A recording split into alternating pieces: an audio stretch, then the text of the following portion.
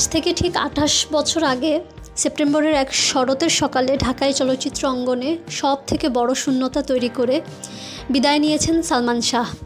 এসেছিলেন 1971-এ, চলে গেলেন 1996-এ, মাত্র 25 বছর। এত অল্প সময়ে কেন চলে গেলেন তিনি, কেন চলে যেতে হলো, সেই রহস্য এখন উন্মোচিত হয়নি। চলছে বিচার। আসলে কি ঘটেছিল সেদিন তা এখনও রহস্য। চিত্রনায়ক সালমান শাহ তখন থাকতেন রাজধানী ঢাকার নিউ ইস্কাটন রোডের ইস্কাটন প্লাজার একটি ফ্ল্যাটে। সেদিন সকাল 7টায় বাবা কমরউদ্দিন চৌধুরী ছেলে শাহরিয়ার চৌধুরী ইমনের সঙ্গে দেখা করতে ইস্কাটনের বাসায় যান, কিন্তু ছেলের দেখা না পেয়ে তিনি ফিরে আসেন। বেলা 11টার দিকে একটি ফোন আসে সালমান শাহর মা নীলা চৌধুরীর বাসায়। ওই টেলিফোনে বলা হলো সালমান শাহকে দেখতে হলে তখনই যেতে হবে। টেলিফোন পেয়ে নীলা চৌধুরী দ্রুত ছেলে সালমান শাহর বাসার দিকে রওনা হয়েছিলেন। তবে সালমানের ইস্কাটনের বাসায় গিয়ে ছেলে সালমান শাহকে বিছানার ওপর দেখতে পান নীলা চৌধুরী। এ বিষয়ে তার বক্তব্য ছিল, খাটের মধ্যে যেদিকে মাথা দেওয়ার কথা সেদিকে পা, আর যেদিকে পা দেওয়ার কথা সেদিকে মাথা। পাশেই সামিরার এক আত্মীয়ের একটি পার্লার ছিল। সেই পার্লারের কিছু মেয়ে ইমনের হাতে পায়ে সর্ষের তেল দিচ্ছে। আমি তো ভাবছি ফিট হয়ে গেছে। আমি দেখলাম আমার ছেলের হাত পায়ের নখগুলো কেমন নীল। তখন আমি আমার হাজব্যান্ডকে বলেছি, আমার ছেলে তো মরে যাচ্ছে। ইস্কাটনের বাসা থেকে সালমান শাহকে হলি ফ্যামিলি হাসপাতালে নেওয়া হলো। সেখানকার চিকিৎসকেরা তাকে মৃত ঘোষণা করেন।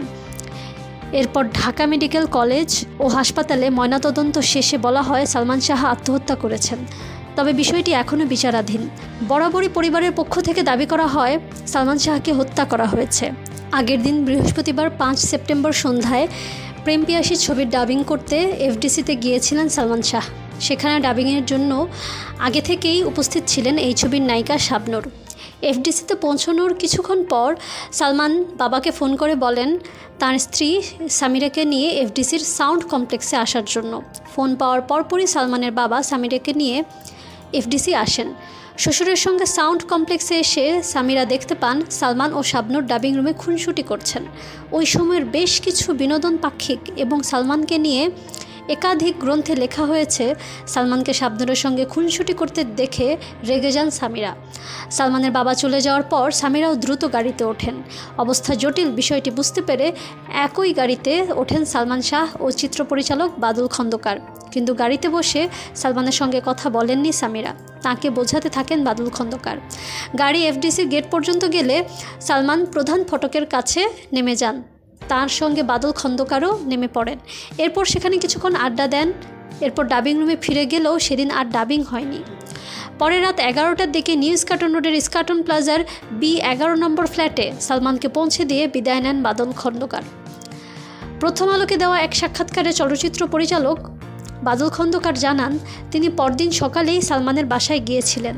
বাদল খন্দকার প্রথম আলোকে বলেন, ছবির কাজের শিডিউল নিতে তিনি সকালে সেখানে গেলে বাসার নিচের দারোয়ানরা তখন বলাবলি করছিলেন সালমান রাতেই ফাঁস দিয়ে মারা গেছেন।